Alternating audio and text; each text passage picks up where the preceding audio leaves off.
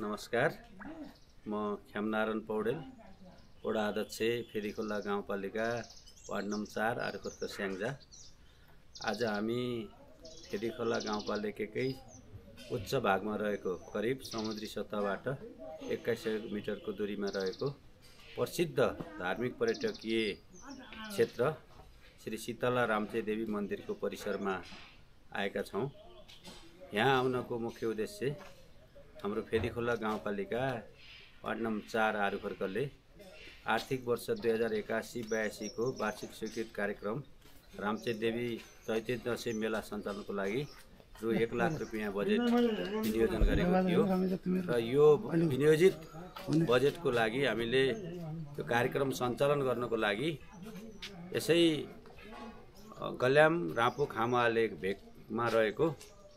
श्री खामवाले युवा क्लबलाई खेलकुद सञ्चालन गर्ने जिम्मेवारी वडा समितिको बैठकबाट गराएका थियौँ र सोही अनुरूप आज हामी यो क्षेत्रमा यहाँको अन्य विकासहरू, यहाँको पर्यटन उद्योग मन्त्रालयबाट बन्दै गरेको 10 लाखको ट्रस्ट, रामचेदेवी मन्दिर व्यवस्थापन समितिले खेल मैदान लगायत अन्य भौतिक पूर्वाधारहरूको काम,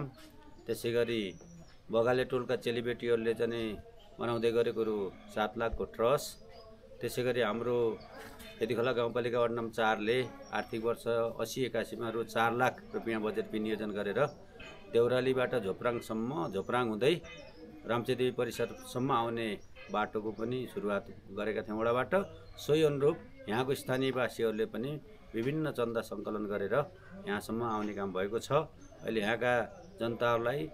श्रद्धालु भक्तजनहरूलाई मन्दिरसम्म आउन जानको लागि गाडीबाटै सहज भएको छ। यो विषय पनि म जानकारी गराउन चाहन्छु र विशेष गरी आजको मुख्य उद्देश्य भनेको यही चैत्र 22 र 23 गते यही रामचेदेवी मन्दिरकै परिसर अगाडिपट्टि रहेको परिसरमा सञ्चालन हुन गइरहेको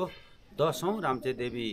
मेला तथा क्लब स्तरीय भलिबल प्रतियोगिताको लागि के कसरी कार्यक्रम सञ्चालन गर्ने, अब प्रमुख अतिथि लगायत अन्य अतिथिहरू कसरी आमन्त्रण गर्ने र यो मेलालाई भव्य र सभ्य रूपमा कसरी सञ्चालन गर्ने भन्ने विषयमा केन्द्रित रहेर आज हामीले छलफल गर्दैछौँ। र यसमा हाम्रो चाहिँ यस स्याङ्जा जिल्लाकै अब हाम्रो उदीयमान चाहिँ बुवा मेजर दिलबहादुर गुरुङज्यू जुन सर्किटारी पञ्चायत बाटो समितिको पनि अध्यक्ष रहनु भएको छ र अन्य चाहिँ सामाजिक सङ्घ संस्थामा उहाँ चाहिँ निकै चाहिँ आफ्नो 84-85 वर्षको उमेरमा पनि लागि पर्नु भएको छ। उहाँ लगायतको सम्पूर्ण टिम पनि यहाँ छ। त्यसैगरी यस रामचेदेवी मन्दिरका व्यवस्थापन समितिका अध्यक्ष राजकुमार ढकाल, त्यसैगरी शीतला माविका प्रभ, आदरणीय सर तुलसीराम पौडेल, रामचेदेवी मन्दिर व्यवस्थापन समिति, खामवाले युवा क्लब, शीतला युवा क्लबका चाहिँ भाइहरू मिलन गुरुङ, युवराज गुरुङ, हाम्रो चाहिँ खेल संयोजक दाई देवबहादुर गुरुङ, हाम्रो एम्पायर भाइ अर्जुन गुरुङ लगायत यहाँका स्थानीय बुद्धिजीवीहरू, शीतला युवा क्लबका हाम्रा भाइ अध्यक्ष दिपेन्द्र पौडेल लगायतले आज खेल मैदानको भलिबल कोर्टमा पोल गाड्ने लगायत त्यहाँ अन्य चाहिँ घेराबार गर्ने काम पनि भइरहेको छ र हाम्रो मिटिङ पनि अब केही बेरमै बस्दैछ र अन्तिममा अब यस फेदीखोला गाउँपालिकाको अब 10औं चैत्य दशैं मेला तथा क्लब स्तरीय भलिबल प्रतियोगिताको लागि